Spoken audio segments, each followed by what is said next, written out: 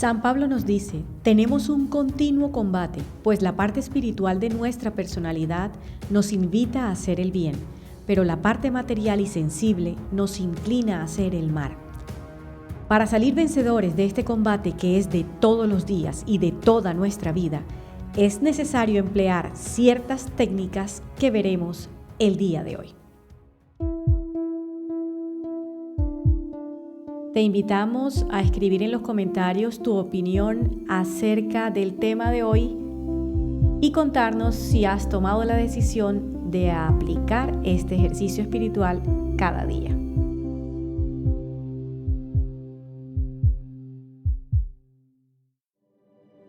El combate espiritual, capítulo 13. ¿Cómo combatir la sensualidad y qué actos debe hacer la voluntad para adquirir la buena costumbre de obrar bien? Lo primero, cuando los movimientos y excitaciones de nuestra sensualidad aparezcan tratando de ir contra lo que la razón aconseja, es necesario rechazarlos resueltamente desde el principio sin detenerse a aceptarlos de ninguna manera. Si los consentimos, empiezan a crecer y a esclavizarnos. Lo segundo, tenemos que hacer actos contrarios a lo que las pasiones y malas inclinaciones nos proponen.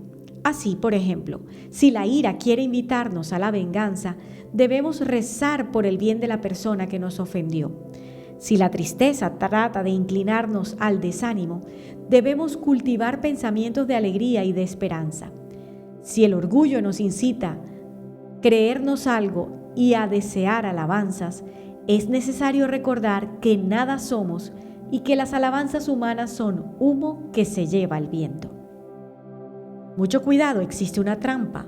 Los enemigos del alma, cuando ven que reaccionamos fuertemente contra sus acechanzas o deseos de hacernos el mal, entonces dejan por un tiempo de traernos tentaciones para que nosotros, creyéndonos ya fuertes, dejemos de huir de las ocasiones y pensemos con mucho orgullo que ya somos capaces de resistir al mal. En esto sí que conviene cumplir lo que aconseja San Pablo, trabajar en la propia santificación con temor y temblor. Y quien está en pie, tener cuidado para no caerse. Porque tan pronto empecemos a creernos capaces de ser santos por nuestras propias fuerzas, comenzaremos a tener muy humillantes caídas. Recordemos que Dios resiste a los orgullosos. Por eso el profeta Isaías dice, lo que Dios desea es que permanezcas humilde delante de Él. Lo tercero, aborrecer lo que es malo. Muchas veces sucede que después de haber hecho grandes esfuerzos para resistir y rechazar los ataques de los enemigos de la salvación, de haber pensado y reflexionado en que este resistir es algo muy agradable a Dios, de un momento a otro nos damos cuenta que no estamos seguros ni libres del peligro de ser vencidos en una nueva batalla. Por eso conviene que nos ejercitemos en sentir un gran aborrecimiento y asco hacia el vicio que queremos vencer, y tratemos de adquirir hacia él no solo aversión, asco, sino repugnancia y horror. Lo que más nos debe repugnar es la fealdad del pecado.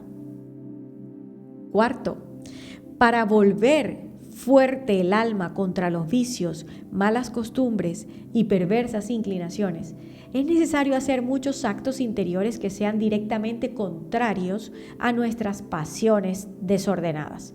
Así, por ejemplo, si deseamos adquirir la buena costumbre de tener paciencia, cuando alguien hace o dice lo que nos impacienta, nos llena de mal genio y de ira, es necesario amar, aceptar ese maltrato y hasta desear que ese trato duro nos lo vuelvan a dar, para así tener ocasión de ejercitar la paciencia. Y esto por una razón, porque no podremos perfeccionarnos y ejercitarnos en una virtud sin hacer actos que sean contrarios al vicio que deseamos corregir. Así, por más que deseemos tener paciencia, si no hacemos actos contrarios a la impaciencia, pues no lograremos arrancar de nuestro corazón el vicio de impacientarnos y de disgustarnos por cualquier cosa, el cual proviene de que no queremos que nos lleven la contraria, ni que nos hieran el orgullo y amor propio. Y mientras en el alma se conserve esa raíz de orgullo, de deseo de que se cumplan los propios caprichos y de que nada suceda contrario a nuestros deseos y gustos, siempre estaremos en continuo peligro de caer en el defecto de la impaciencia. Hay un remedio que no puede faltar. Nadie se imagine que va a conseguir alguna virtud si no destruye el vicio contrario haciendo continuos y repetidos actos en contra de ese vicio. 1000 veces se puede desear librarse de una mala amistad, pero si no se hacen actos contrarios a este afecto que lleva al pecado, la mala amistad seguirá haciéndome daño. Y ya sabemos lo que dijo San Pablo: las malas amistades corrompen las buenas costumbres. Y resulta que no bastan unos pocos actos. Ya sabemos que para adquirir una mala costumbre o un vicio se necesitan muchos pecados repetidos. Pues de la misma manera, para conseguir una virtud contraria a ese vicio, se necesitan repetidos y frecuentes actos buenos hasta lograr adquirir la buena costumbre que sea capaz de enfrentarse al vicio y alejarlo. Y aún más, son necesarios más actos buenos de virtud para formar una buena costumbre que actos pecaminosos para formar un vicio, porque al vicio le colaboran las pasiones y malas inclinaciones, y en cambio a la virtud se le opone nuestra naturaleza corrompida y viciada por el pecado. Así que hay que hacerlo aunque cueste. Todo lo que vale cuesta. No vayamos a creer que hacer actos de virtud contrarios a los vicios es algo fácil y agradable. Nada de eso. Por ejemplo, tratar con amabilidad y paciencia a quien nos humilla y ofende. Eso ayuda mucho para conseguir la paciencia, pero no es nada fácil. Veamos otro ejemplo. Ser fríos, hasta despectivos, demostrar antipatía y horror y hasta mala educación ante una amistad que le hace daño al alma. Eso va contra nuestra voluntad y es algo verdaderamente costoso. Pero por eso mismo, el premio que nos dará Dios será mucho más grande. Por lo tanto, no dejemos de hacer esos actos contrarios a los vicios, aunque parezca que nos sangra el corazón y que el alma agoniza de sufrimiento. La corona de gloria que nos espera es muy grande. Ojo, cuidado con los enemigos pequeños. El libro Cantar de los Cantares dice: hay que hacerle cacería a los pequeños roedores porque pueden destruir nuestros cultivos. En la vida espiritual debemos cumplir este mandato.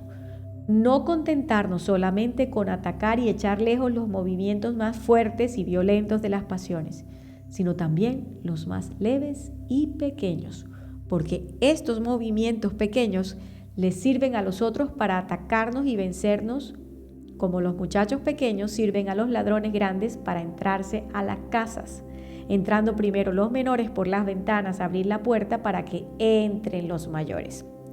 Y es así como se van formando las malas costumbres y los vicios, empezando por dejar entrar en la vida de cada día las pequeñas imperfecciones, y éstas abren las puertas a las mayores. Hay un descuido que es muy peligroso. Muchas personas se han descuidado y no se han mortificado en evitar pequeñas faltas, dejándose llevar por las pasiones y malas inclinaciones en cosas fáciles y aparentemente sin gran importancia, y creyeron que solamente debían mortificarse en las pasiones más difíciles y graves.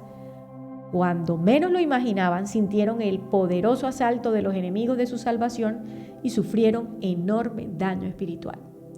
Así, por ejemplo, habiendo hecho voto de castidad, se imaginan a alguien que puede vivir tomando de la mano, dando pequeñas caricias, lanzar frecuentes miradas al rostro, muy afectuosas, decir palabras de salamería, mirar escenas o representaciones materialistas y hasta sensuales.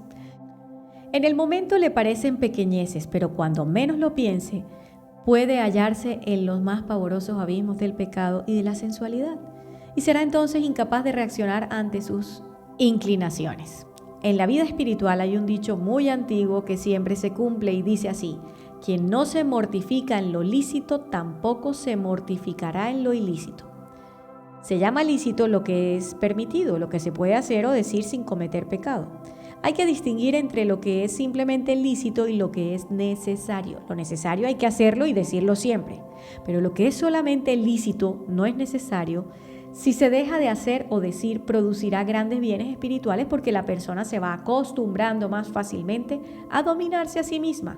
Y cuando le lleguen los atractivos de las pasiones y de los malos instintos, ya tiene fuerza de voluntad y podrá salir vencedora de muchas tentaciones. ¿Cuántos y cuántas hay que dejaron de decir algo que se les ocurrió y la callaron por mortificación? Y después, cuando en un momento de ira les vino el deseo de decir unas palabras ofensivas, ya no las dijeron, porque se habían ejercitado en callar lo que deseaban decir.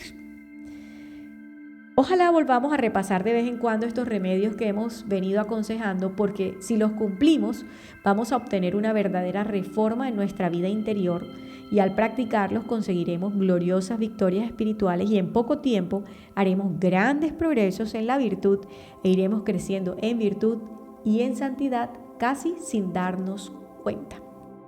¿Por qué no ensayamos también nosotros? La experiencia ha demostrado que si descuidamos cumplir estos consejos que acabamos de recordar, aunque hagamos unos planes muy bellos de progresar en lo espiritual, nos quedaremos sin conseguir verdaderos progresos en la virtud, porque el progreso en lo espiritual no consiste en hacer fantásticos planes de santidad, sino en cumplir cada día lo que nos puede llegar a conseguir las virtudes, a evitar los vicios y agradarle con nuestro comportamiento al Redentor y Salvador crucificado.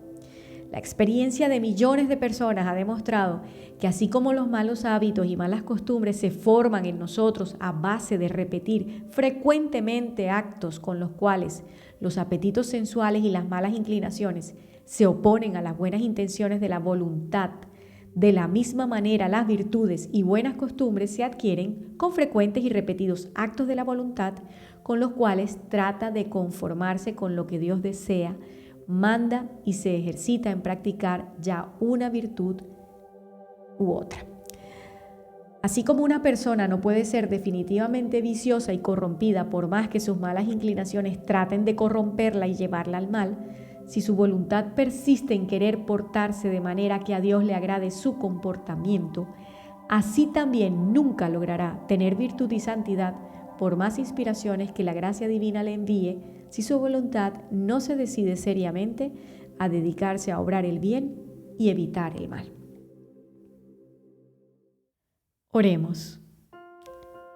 Señor, que llegue a mí el auxilio de tu misericordia, para que yo viva bien mi condición de hombre y de cristiano. Haz que yo pueda vencer la ira y la fragilidad y practicar la verdadera mansedumbre. Que yo pueda vencer la gula y practicar la mortificación. Que yo pueda poner un freno a mi soberbia y practicar la humildad. Que yo pueda vencer la ambición y practicar la modestia cristiana. Que yo pueda vencer la vana curiosidad y amar santamente la auténtica ciencia. Que yo pueda frenar mi lengua y el desorden en el obrar y vivir siempre guiado por tu Espíritu Santo. Amén, amén, amén.